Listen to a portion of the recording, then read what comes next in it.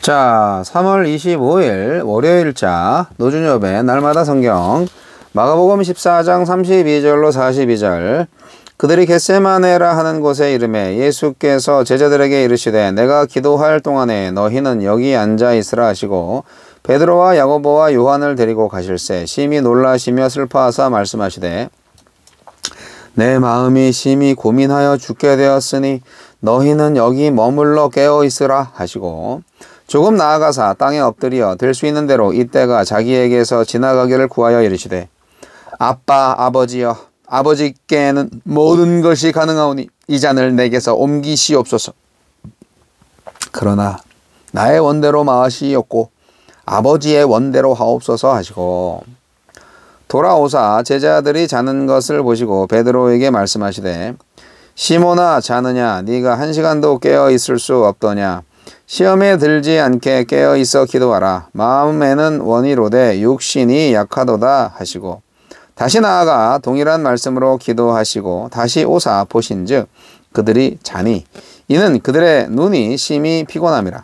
그들이 예수께 무엇으로 대답할 줄을 알지 못하더라. 세 번째 오사 그들에게 이르시되 이제는 자고 쉬라. 그만 되었다. 때가 왔도다. 보라 인자가 죄인의 손에 팔리느니라.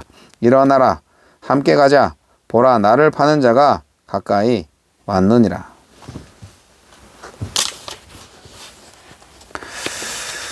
겟세마네 기도. 예수님은 겟세마네에서 사력을 다한 기도로 십자가를 준비하고 계셨지만 동행한 세 제자는 깨어있지 못하고 깊이 잠을 잘 뿐이었습니다. 예수님은 어떤 분입니까? 십자가를 앞에 두고 기도하기 위해서 겟세마네에 오르십니다. 아무리 지치고 힘들어도 찾으셨던 기도의 자리를 마지막 순간에도 찾으십니다. 예수님에게 기도의 자리는 위급할 때만 찾는 은신처가 아닙니다.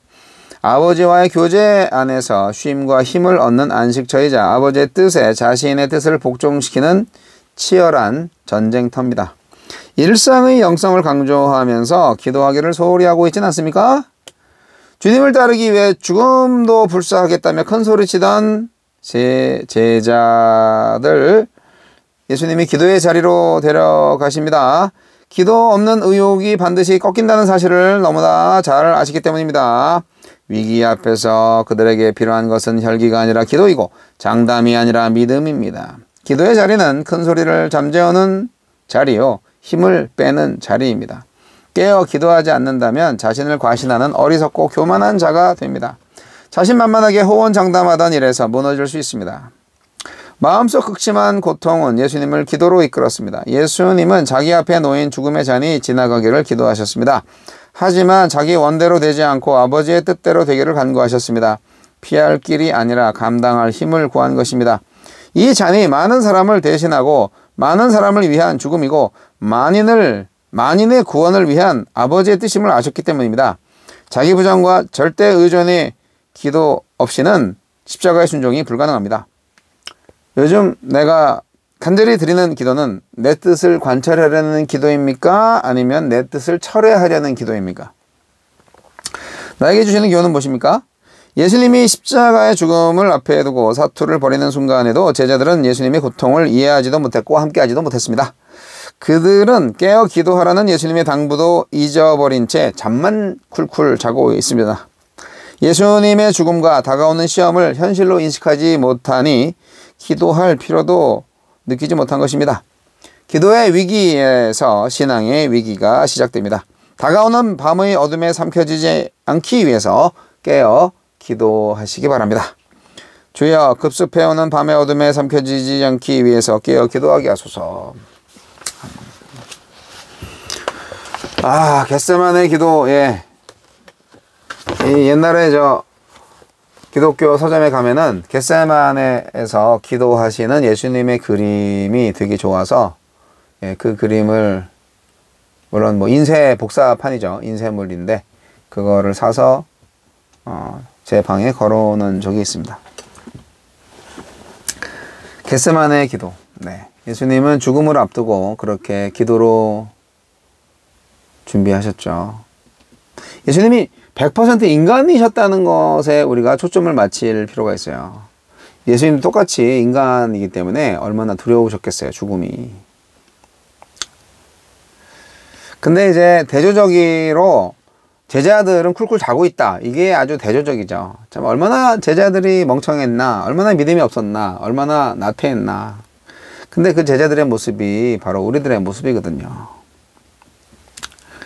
육체의 연약함 속에서 하느님의 때를 신실하게 준비하는 영적 각성이 우리한테 필요합니다.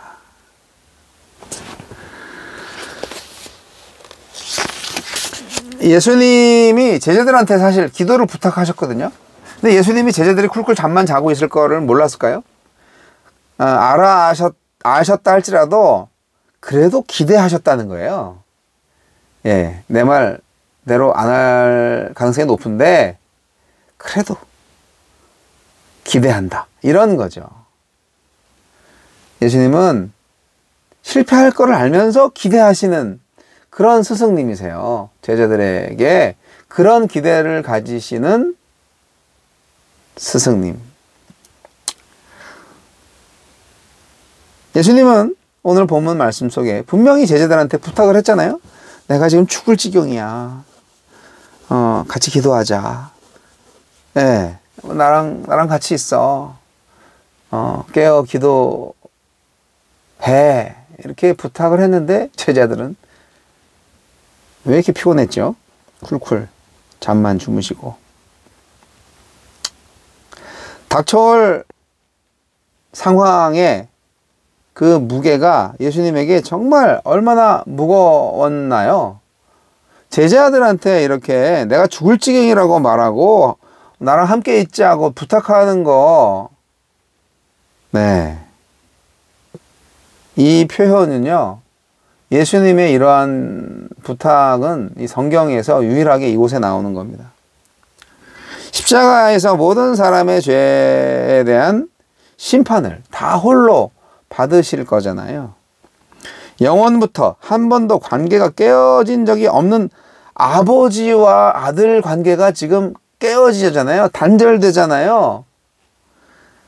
고통이죠. 끔찍한 슬픔입니다.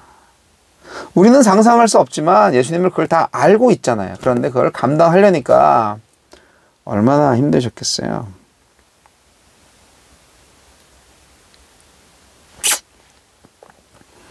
예수님은 정직한 기도의 모범을 보여주십니다.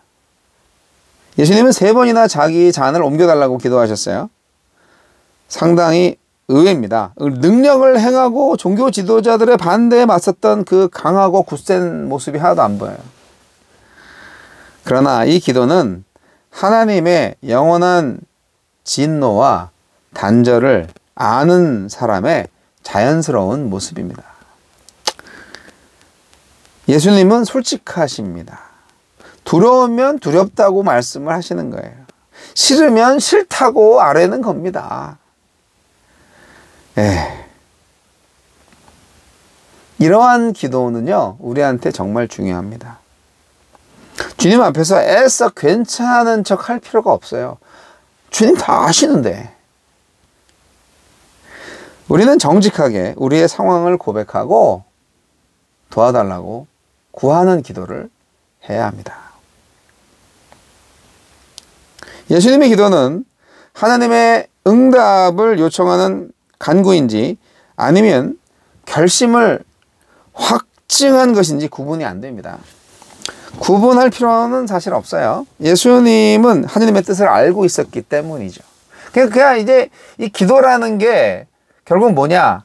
하나님의 뜻이 제대로 이루어지게 해달라고 그렇게 구하는 게 기도라는 거예요. 우리는 맨날 내가 원하는 거 달라고 하고 뭐 내 마음대로 안 되면 뭐 힘들다고 그러고 막 그렇게 땡깡 피우는 기도만 자주 하잖아요. 진짜 기도는 이런 거예요. 단지 자신의 마음, 나의 마음을 토로하고 내가 지금 이렇습니다. 그리고 아버지의 뜻을 향한 순종의 마음을 고백하는 거죠. 그게 진짜 기도인 거예요. 기도에 대한 또 다른 가르침이 아니겠습니까? 이러한 기도를 우리가 해야 되지 않겠습니까? 예수님의 기도로 해야 돼요. 예수님처럼 해야 돼요, 기도를. 기도는 절대 내 뜻을 관철시키는 자기 주장이 아닙니다. 하나님 뜻에 마음을 맞추는 순종 확인 과정입니다. 이런 기도를 하시기 바랍니다.